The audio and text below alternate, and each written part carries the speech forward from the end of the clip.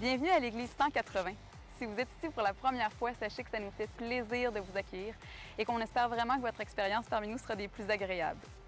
Aujourd'hui, vous allez entendre un discours simple et actuel au sujet de la Bible. Vous pourrez aussi apprécier une musique positive, contemporaine, imprégnée de foi et d'espoir, le tout dans une ambiance décontractée, tout en savourant un bon café. Les dimanches matins, nous offrons aussi un service à l'enfance afin que vos enfants aient du plaisir, soient en sécurité et que vous ayez l'esprit tranquille tout au long de l'événement. Pour ne rien manquer, suivez-nous sur notre page Facebook ou visitez notre site Web. Au nom de toute l'équipe de l'Église 180, bonne rencontre!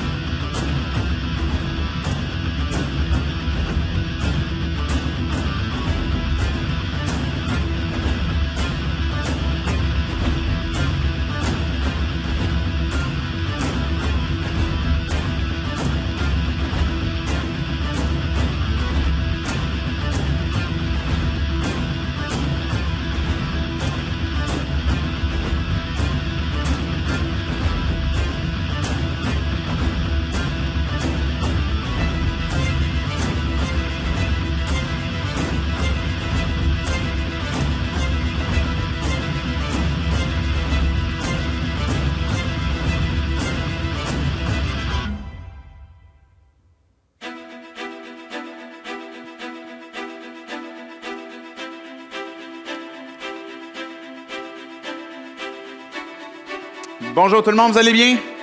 Oui, content de vous accueillir. Bienvenue à l'Église 180 et bienvenue à cette continuité de cette série qu'on a commencée il y a plusieurs semaines, Encre rouge. Je vous souhaite la bienvenue si vous vous joignez à nous pendant cette série. Vous avez manqué peut-être quelques-uns, vous pouvez toujours les rattraper sur notre chaîne YouTube. Ce matin, on continue avec une autre parabole parce que c'est le but de cette série avec Encre rouge de voir les différentes paraboles que Jésus nous a laissées. Encre rouge parce qu'on fait référence à certaines Bibles qui nous ont laissé les textes de Jésus avec des écritures rouges pour qu'on puisse porter une attention particulière. Et cette histoire qu'on va voir ce matin va nous amener à nous poser une question, va nous amener à se poser la question si on est prêt, à se tenir prêt. Prêt à quoi? Je disais que peut-être que vous avez manqué les précédentes paraboles. Dans les paraboles qu'on a vues avec Jésus jusqu'à aujourd'hui, on voit qu'il y a une progression dans les histoires que Jésus nous laisse. Il nous a parlé de différentes choses. Par exemple, les paraboles sont là pour illustrer des vérités spirituelles, pour qu'on puisse les comprendre dans notre langage, dans notre monde, sur le plancher des vaches. Puis ces paraboles-là, comme je disais, ils ont une progression où, par exemple, on a vu la parabole du bon samaritain, la parabole du riche qui se disait que mon âme peut reposer en paix parce que j'ai tout ce que j'ai de besoin. On en a vu plusieurs. Et on voit que plus Jésus arrive au moment où finalement il va être livré, il va donner sa vie en sacrifice, il va mourir, mais on voit que l'intention de ces paraboles se précise de plus en plus jusqu'au moment où on est là au point présentement où Jésus nous pose la question « Est-ce que tu es prêt? » Ou en fait, il nous interpelle à la vigilance en nous disant « Tenez-vous prêts. » Une parabole qui va nous conter, qu'on va voir ce matin, qui concerne des serviteurs qui travaillaient pour un maître. Et ces serviteurs-là, il y avait différents types de serviteurs. Il y avait les serviteurs vigilants, puis d'autres serviteurs qui étaient négligents. Pour introduire cette première pensée-là, pour voir comment est-ce que, encore aujourd'hui, ces paraboles-là s'appliquent à nous, parce que si Jésus nous les a données, c'est pour qu'on puisse les comprendre et puis les appliquer aussi à nos vies. V'là quelque temps, on a été invités, ma femme, mes enfants, par notre voisine qui nous invitait pendant le temps des fêtes à passer un repas avec elle puis ses enfants. Et puis ma voisine est vietnamienne. Elle est venue ici au Canada il y a plusieurs années, mais elle nous racontait son histoire, comment est-ce qu'elle a dû quitter son pays qui était dans un contexte très défavorable, où le contexte politique, le contexte de guerre aussi était difficile, et plusieurs Vietnamiens dans ces années-là quittaient pour d'autres pays où il y avait la paix. Donc, on lui avait dit, elle avait à peu près 18 ans, on lui avait dit, à tous les soirs, viens à tel point de rencontre, viens à tel lieu, et puis il y a quelqu'un qui va passer, et puis qui va te prendre, puis il va t'amener finalement dans un camp où ce que tu vas être pris en charge pendant un certain temps. Et sauf qu'elle ne savait pas à quel moment que cette personne-là allait passer. Elle n'avait aucun indice. La seule chose qu'elle savait, qu'elle nous racontait, c'était qu'elle devait être à telle place. Et puis, quand la personne allait passer avec, je ne sais pas, un pick-up ou quoi que ce soit qui ramassait les gens, mais son heure était prête où ce qu'elle partait. Et puis là, elle nous racontait le sentiment qui l'habitait. Parce que les premières fois, on peut imaginer qu'il y avait une grande tristesse. Là. Elle disait à chaque fois, elle allait voir ses parents, elle allait voir les membres de sa famille, elle faisait ses adieux, puis elle ne savait pas si elle allait revenir le soir ou si elle allait être partie finalement pour un autre pays. Et puis ça s'est passé de même, elle nous racontait que ça s'est passé pendant plusieurs jours où finalement elle allait au point de rencontre et puis la personne qui devait passer n'a pas passé. Et puis, pendant plusieurs semaines, j'oublie le temps exact, combien de temps elle a dû faire ce pattern-là de se rendre au point de rencontre. Mais elle nous contait que même à la fin, elle ne disait même plus salut à ses parents. Elle faisait juste dire comme, bon, je vais, puis elle partait. Puis un jour, elle a été prise et puis elle est partie finalement pour aller au camp où elle pouvait quitter son pays puis trouver un lieu de paix. Mais elle devait continuellement être prête. Et pour ne pas manquer son lift, pour être capable de pouvoir quitter, elle devait être là à tous les soirs, à la même heure. Et même pendant plusieurs jours, pendant plusieurs semaines, pendant plusieurs mois, elle n'était pas embarquée, elle devait continuer pour être prête pour le moment que la personne allait passer.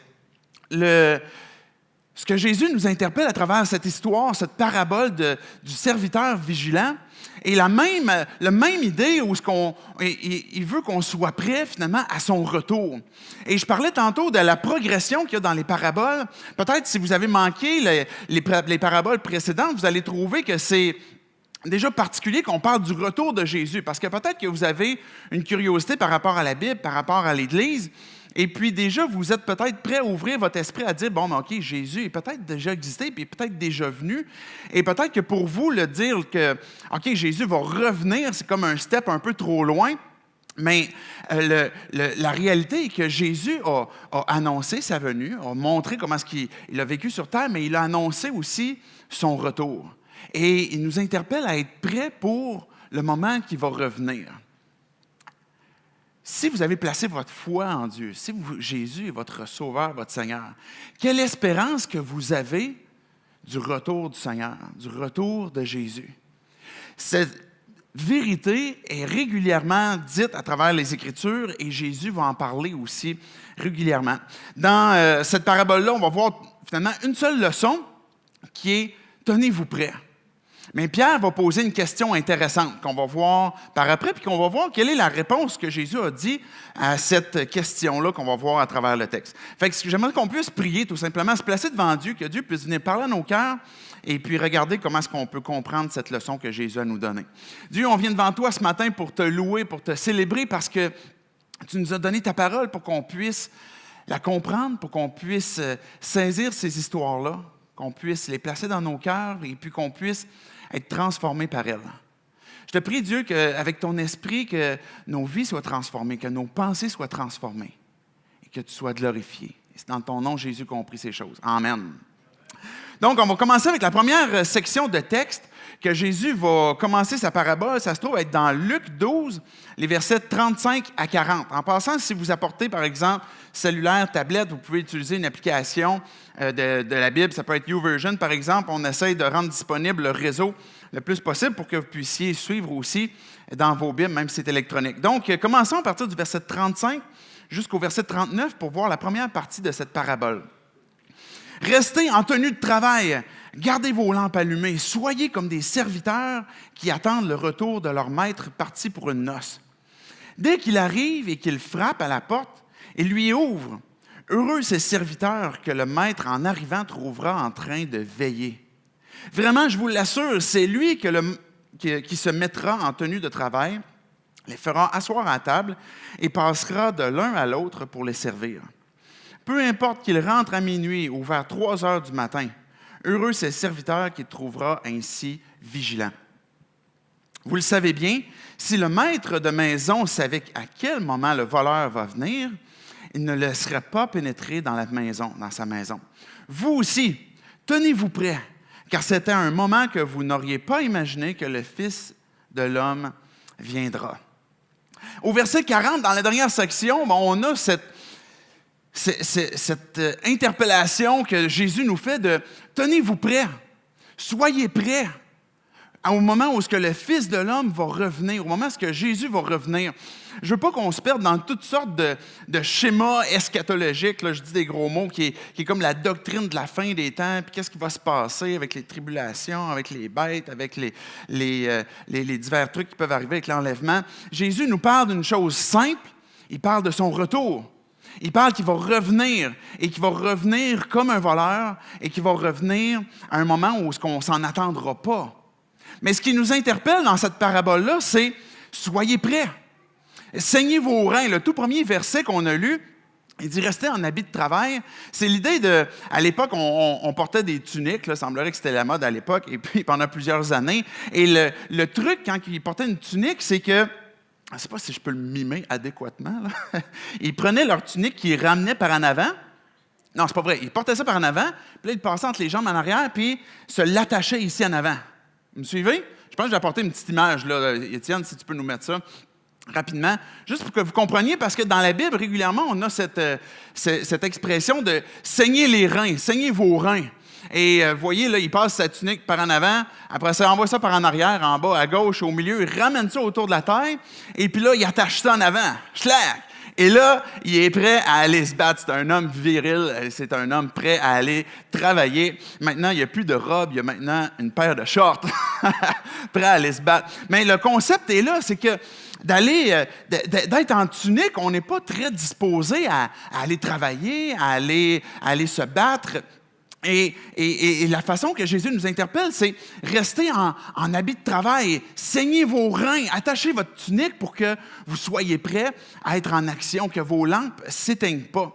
Jésus, c'est ça qui est en train de nous interpeller à, tenez-vous prêts. Est-ce que vous êtes prêts à ce que Jésus revienne?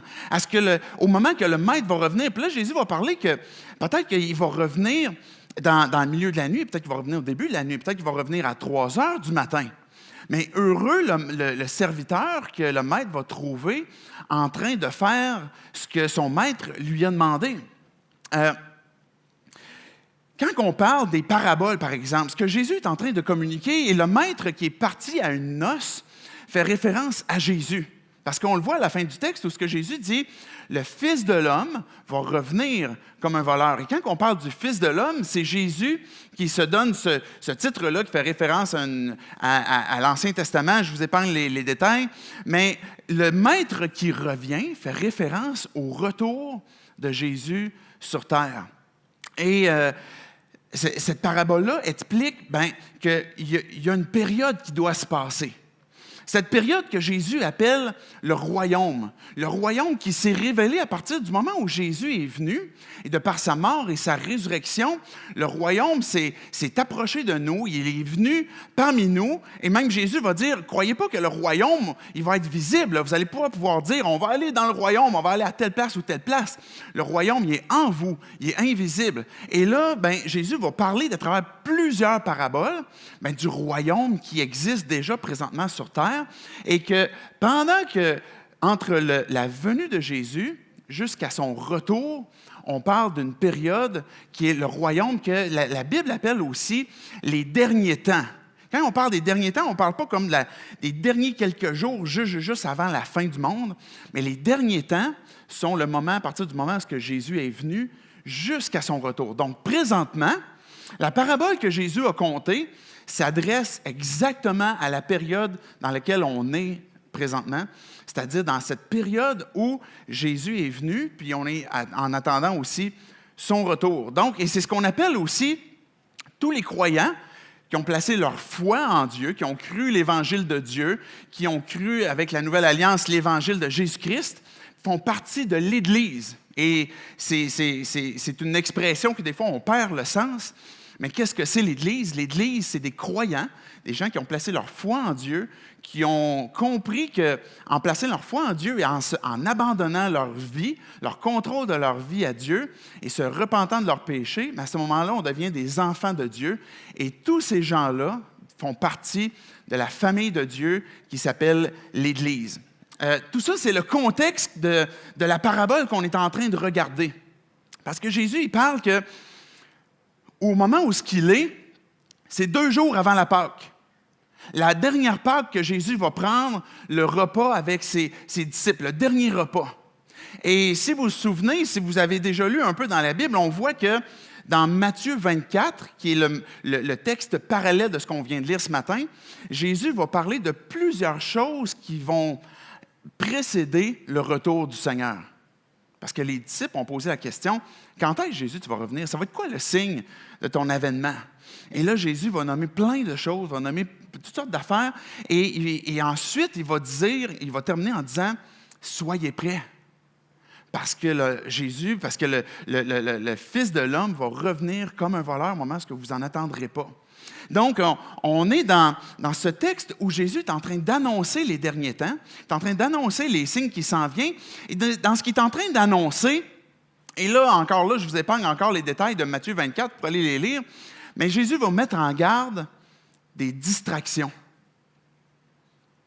Pendant qu'on est dans cette période où Jésus est venu sur terre, et présentement, il règne d'un point de vue spirituel dans son royaume, dans l'Église, et que son royaume est en train de progresser jusqu'au moment de son retour, bien, Jésus est en train de nous dire qu'il va y avoir plein de distractions pour nous troubler, pour nous déranger, pour nous faire oublier de nous rendre au point de rencontre qu'on doit être quand la personne doit passer pour nous ramasser. Bien, il y a toutes sortes de distractions. Puis là, Jésus va parler qu'il va y avoir des persécutions. Puis les persécutions vont être des distractions qui fait que plusieurs personnes vont abandonner la foi. Et celui qui persévérera jusqu'à la fin sera sauvé, que Jésus dit.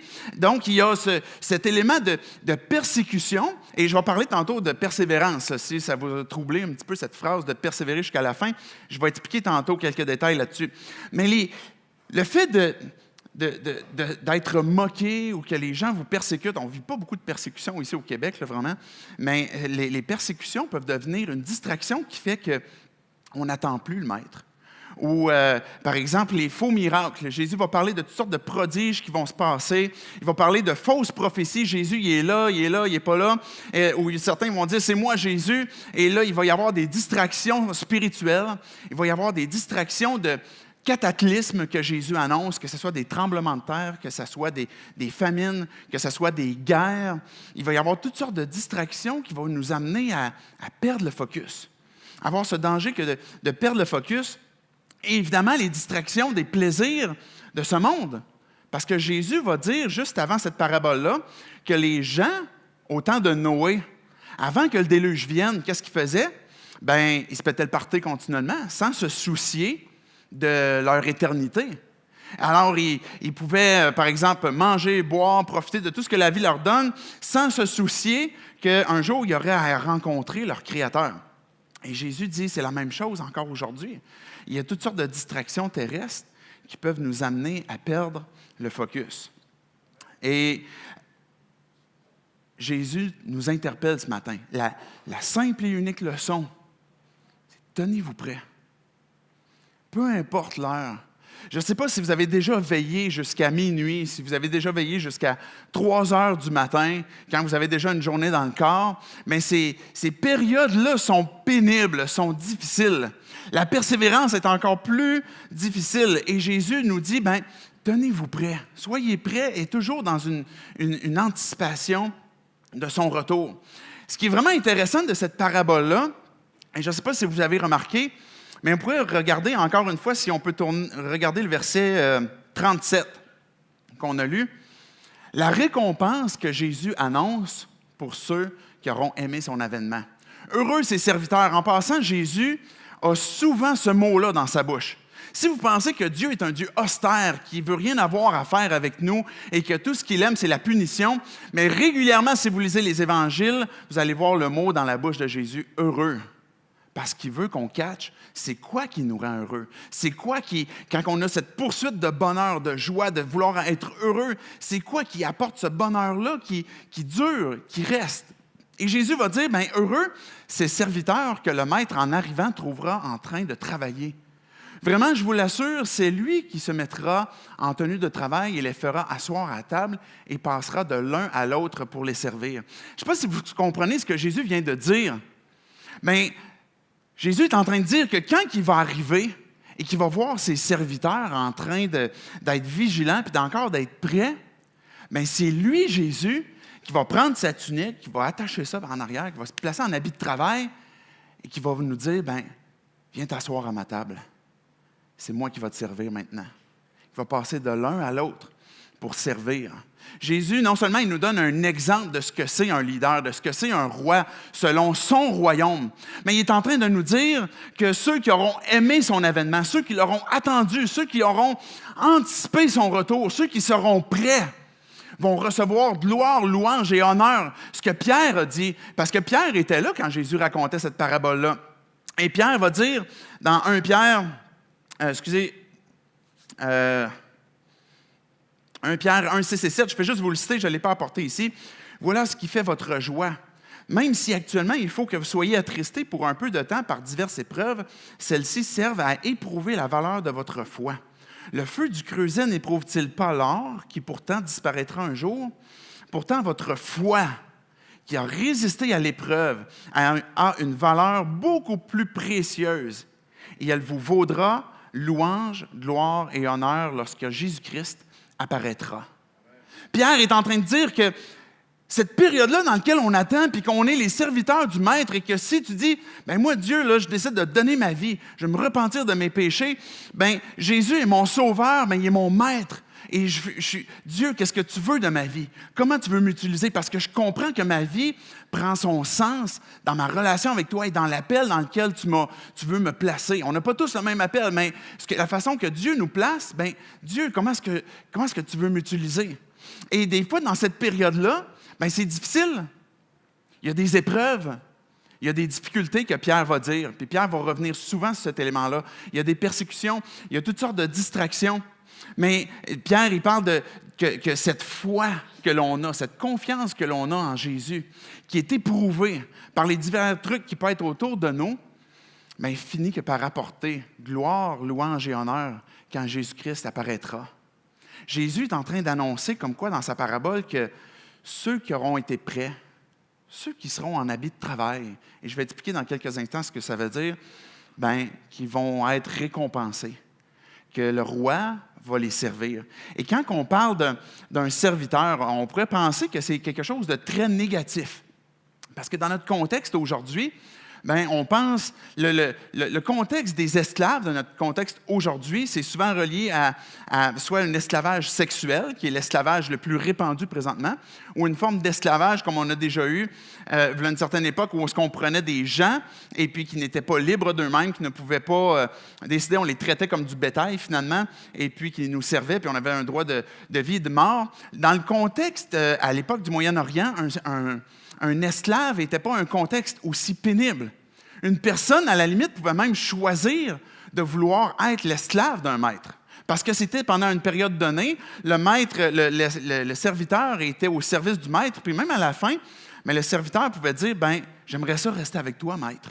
Certains qui, par exemple, avaient des dettes pouvaient travailler pour un maître et pendant un certain temps jusqu'à remboursement, puis après ça, être libéré d'une dette. Le contexte d'esclavage était différent. Et dans le contexte que Jésus nous interpelle à être ses serviteurs, / esclaves, parce que c'est le mot original, bien, est un contexte qui nous est très favorable.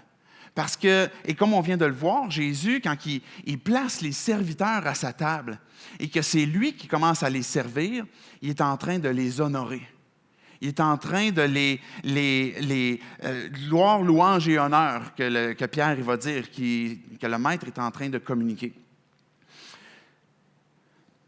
À un moment donné, avant qu'on passe à la question de Pierre, pour nous amener à comprendre cet élément de persévérance dans lequel on peut être présentement. Notre foi est éprouvée. On peut avoir toutes sortes de distractions. On peut avoir le goût d'abandonner. Ça peut être pénible des fois.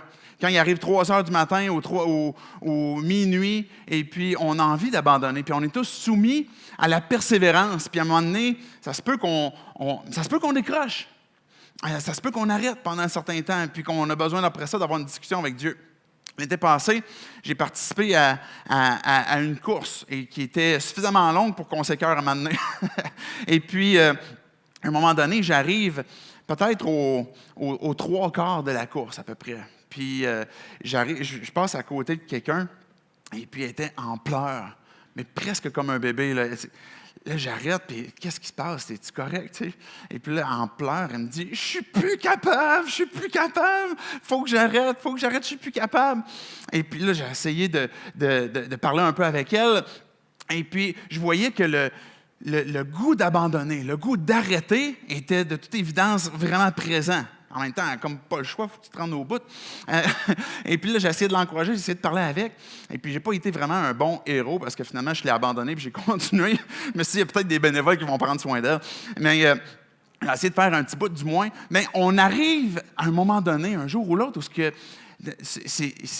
Dieu, Paul, il va comparer justement notre marche avec Dieu quand on a placé notre foi en lui comme une course et qu'on court vers le but, qu'on se débarrasse de tout ce qui peut nous envelopper facilement comme le péché pour courir vers la carrière qui nous est ouverte.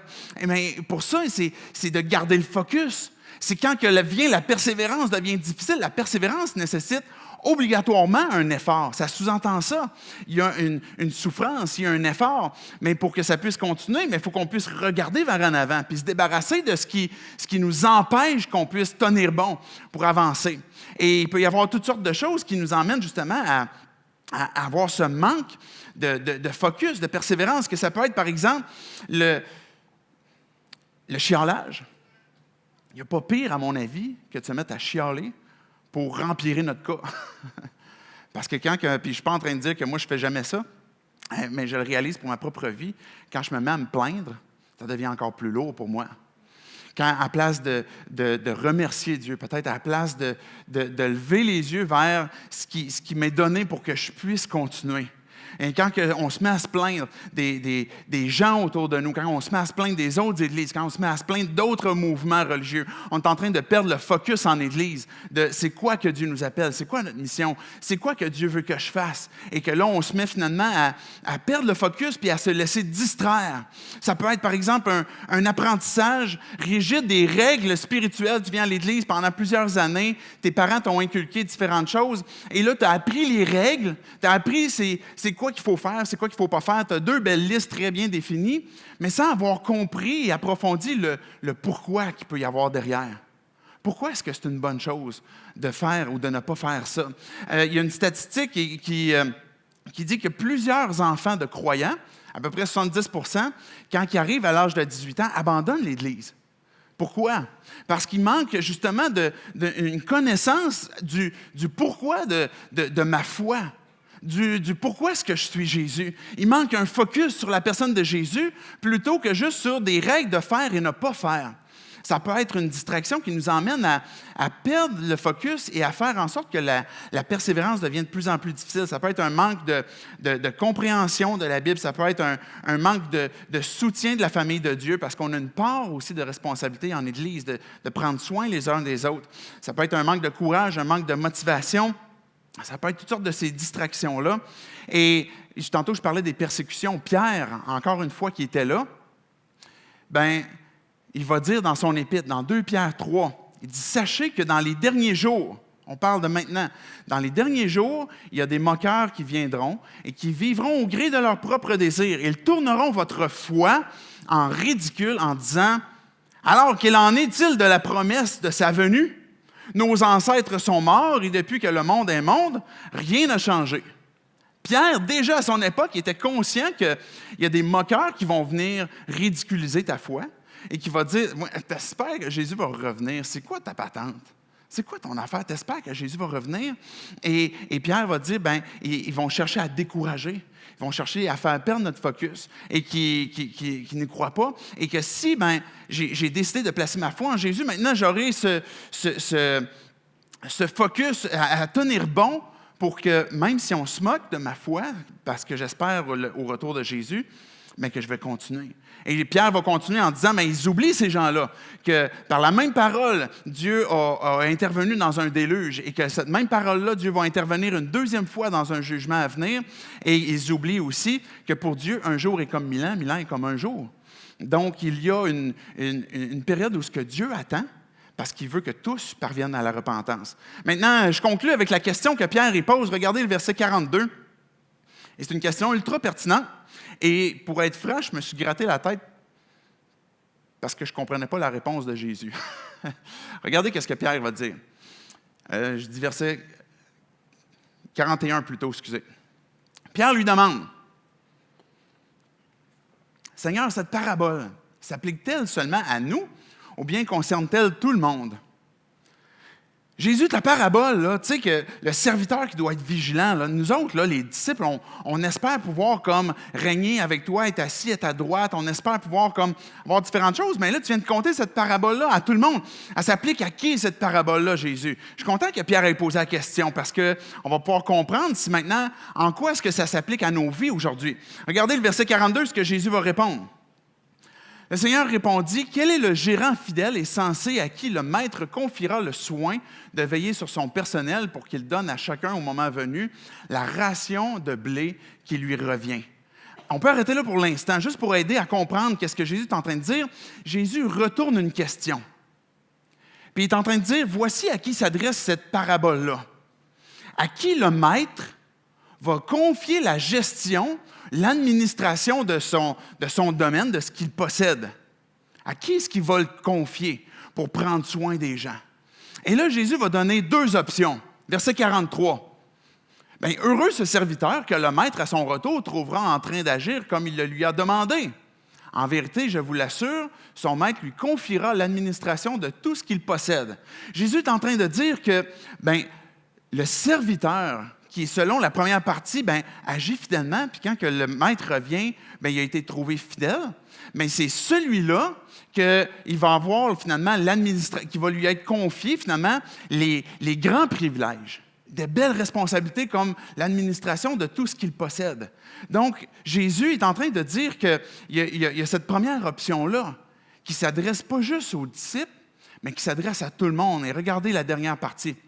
Je vais inviter les musiciens à s'avancer pour la conclusion. « Mais si ce serviteur se dit, « Mon maître n'est pas prêt de venir », et s'il se met à maltraiter les autres serviteurs et servantes, à manger, à boire et à s'enivrer, son maître arrivera un jour où il ne s'y attendra pas, et à un moment qu'il ne connaît pas. Alors le maître le punira très sévèrement et le traitera comme on traite les esclaves infidèles. » Et regardez la suite, qu'est-ce qu'il va dire? « Le serviteur qui sait ce que son maître veut de lui, mais qui n'aura rien préparé ou qui n'aura pas agi selon la volonté de son maître, sera sévèrement puni.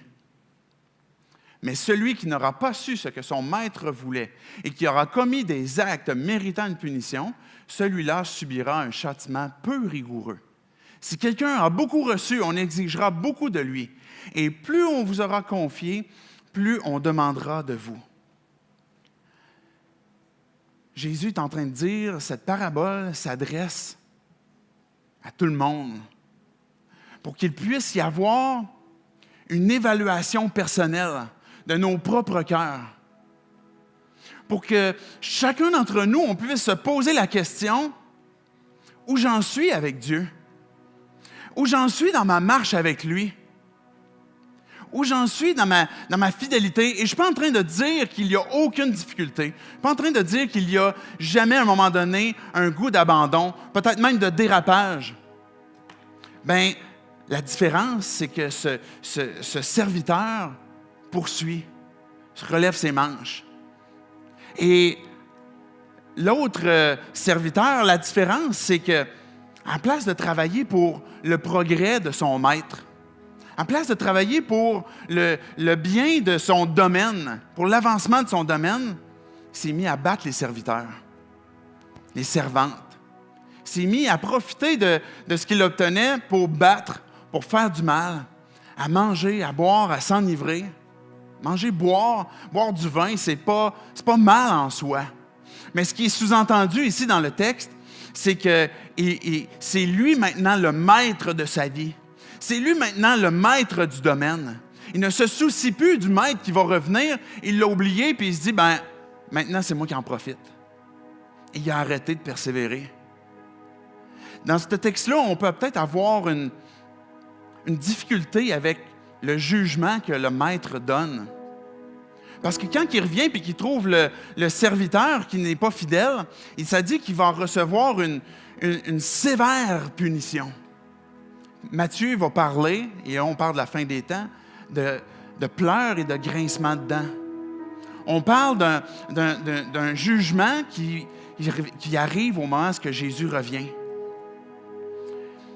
Mais le problème de ce serviteur-là était justement son manque d'amour, que sa propre vie, il était son propre maître.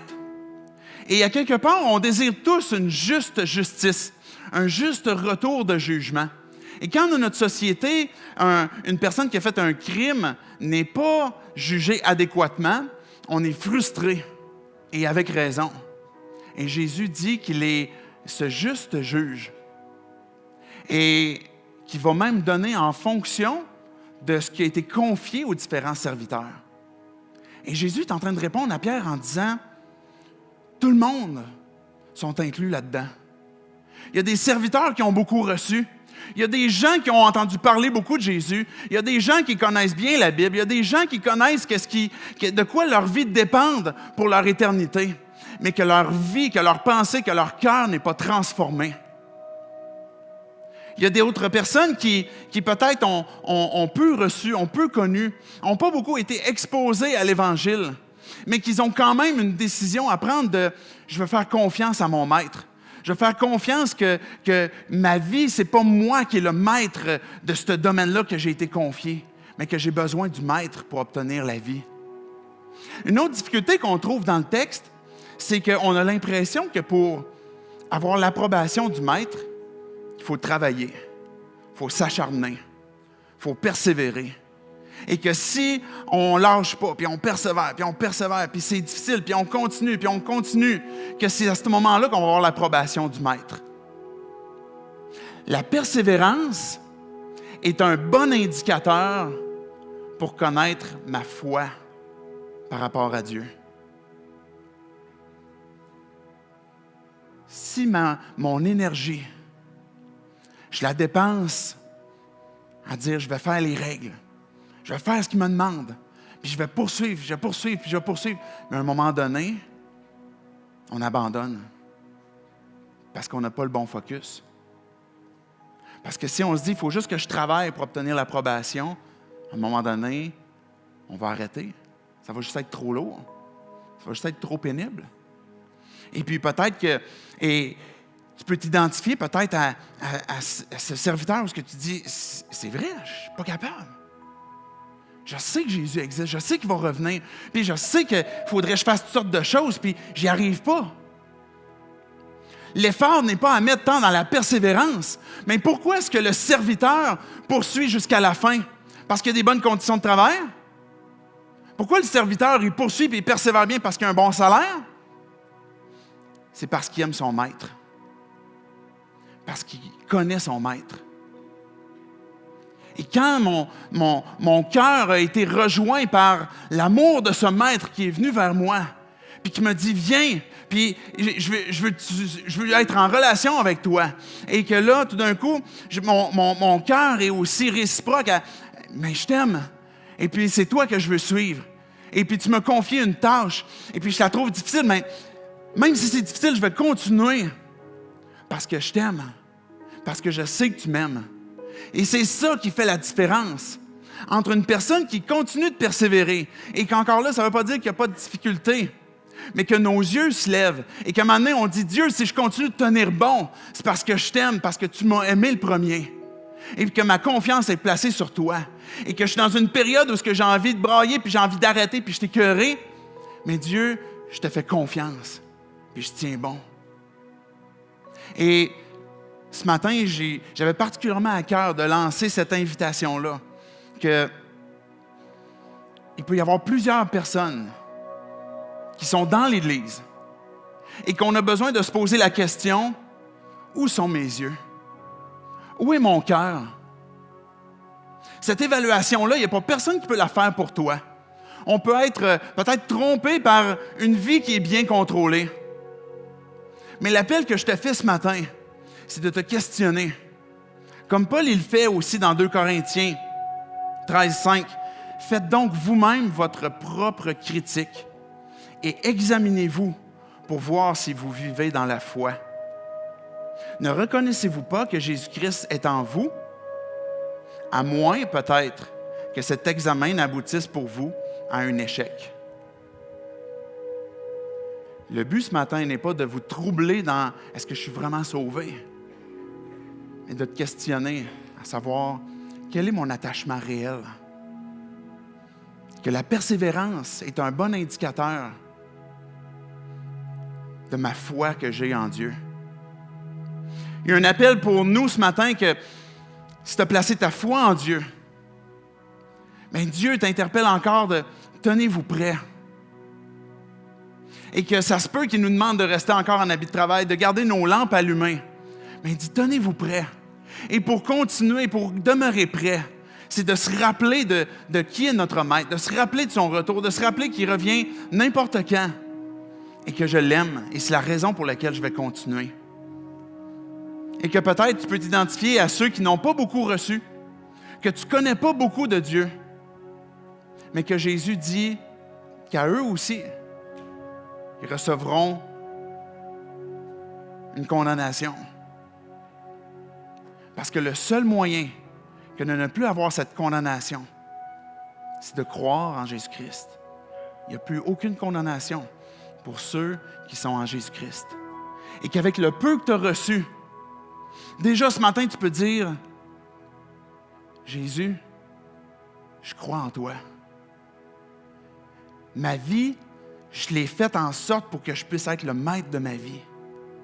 Mais je réalise que le mal que je fais et le mal que j'ai fait me séparent de toi et que j'ai besoin d'être réconcilié avec toi. Et de dire, Dieu, je place ma confiance en toi. Pardonne mes péchés. Que tu peux tout simplement, avec le peu que tu as reçu, comme ce qu'un enfant de 5 ans peut faire, avec le peu qu'il a reçu, dire, Dieu, je te fais confiance pour ma vie. J'aimerais qu'on puisse baisser nos têtes, fermer nos yeux, tout simplement se placer devant Dieu. Et que chacun d'entre nous, on puisse peut-être tout simplement commencer en ouvrant notre esprit pour laisser Dieu venir nous parler.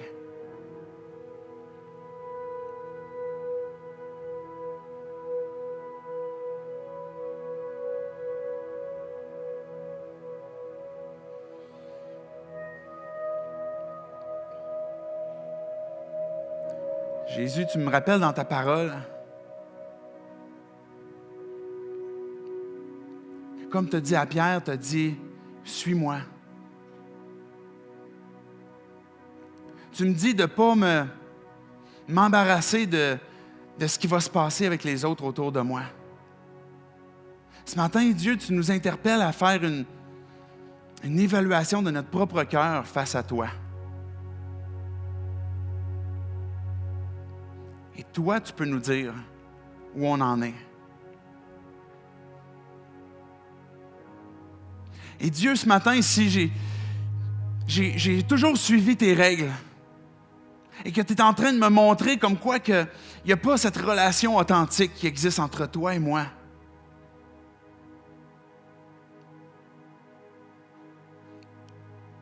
Dieu, je veux me repentir de cette attitude.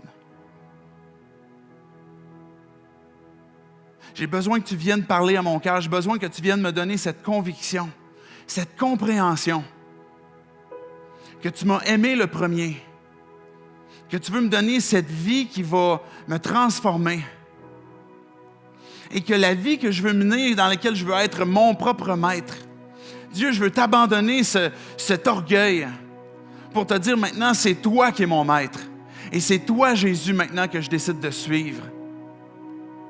Et que mes efforts, c'est sur toi que je veux les placer, sur la foi que je veux te donner, sur cet amour que je veux préserver en toi.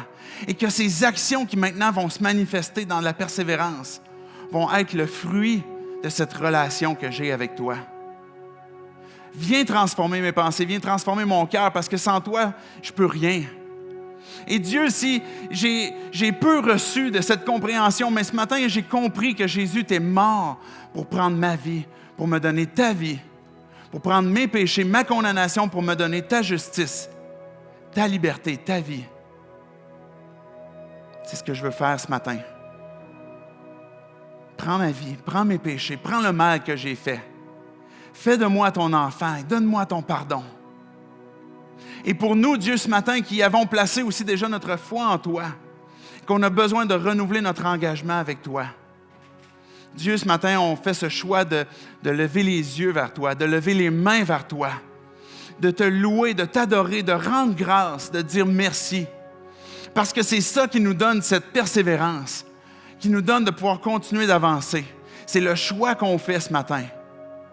Et de continuer d'être ses témoins, de continuer de vivre notre foi d'une façon authentique et vraie, et que tu sois glorifié par nos vies.